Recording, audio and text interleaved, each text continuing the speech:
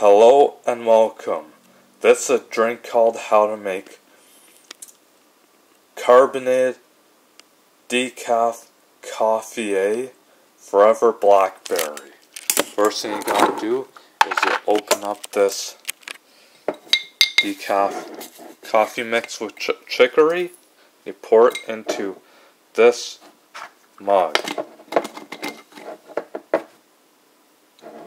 Then after that, you pour in the water. Last but not least, you open up this Perrier Forever Blackberry and you pour it into this cup. Now make sure it doesn't overflow. Just gotta let it settle for a couple moments.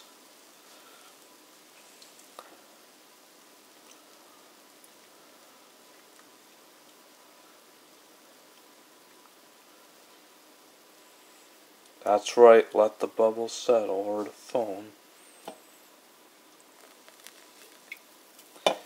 And here is your carbonated Decaf Coffee Forever Blackberry. And it's with chicory too. Enjoy it, folks.